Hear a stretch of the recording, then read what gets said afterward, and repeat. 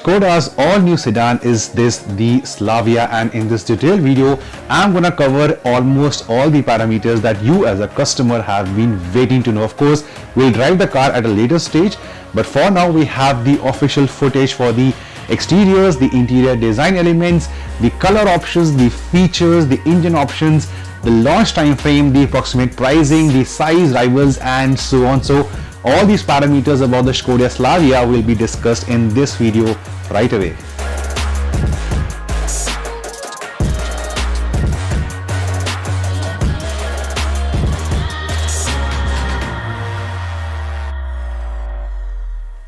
Now, first things first, I do understand we Indians are crazy about SUVs, and no matter what the price band, people are opting for SUVs over other body styles, and Škoda understands this. But at the same time, over the years, there has been the lack of new sedans coming our way.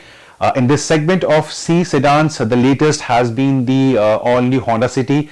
But yes, people are opting for SUVs, and this is a very bold move by Škoda. In fact, both the companies, Škoda and Volkswagen, part of the same group, they will be coming out with the all-new sedans early next year for Škoda, and then of course built on the same platform will be Volkswagen's Vento replacement or the sibling of the Slavia. So yes, it's a bold move, and I would say that with the footage coming our way, with the photos and the videos of the Slavia coming our way. In fact, tomorrow I go to Bombay from Delhi to get a up-close walk around of the Slavia for you guys. But even with the footage I saw, I think the first impression definitely is it's a smart looking vehicle.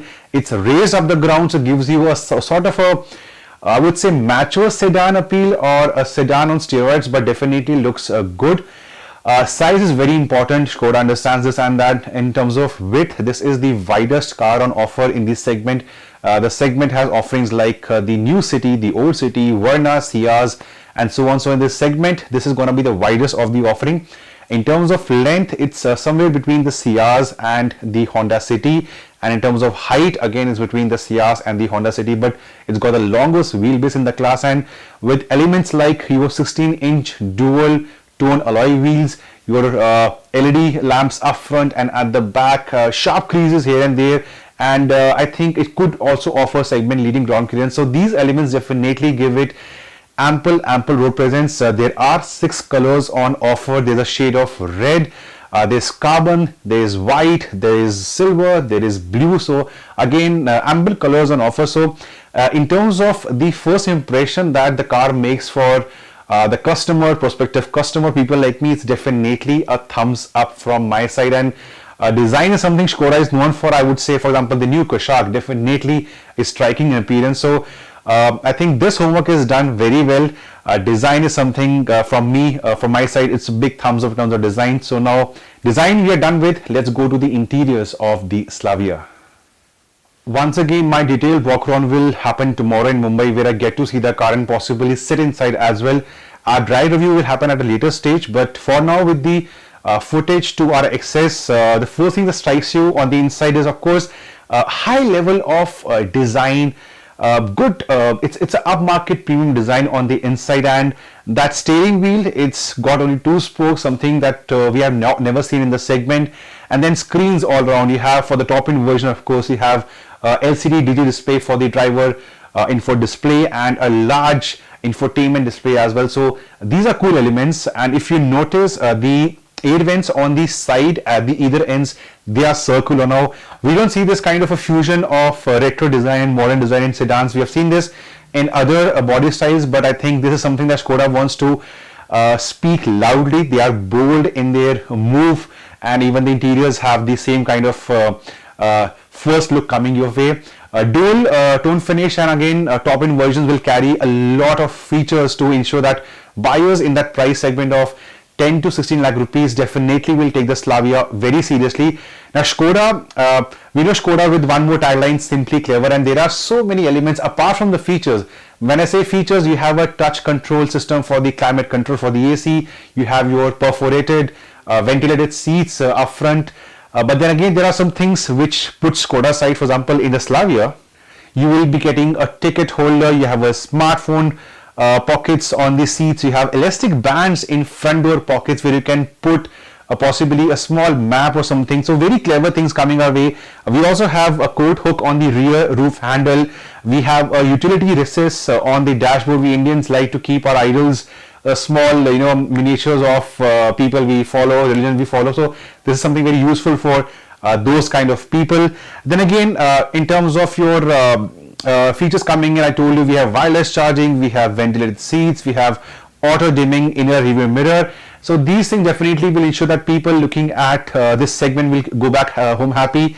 And then of course we have this sunroof as well, something we Indians can't do without in these segments. So yes, interiors in the first look, they look upmarket, they have ample amount of features and ample amount of practical touches coming your way. Now the boot is something that is important for those who love to travel every few months for a road trip for a few days.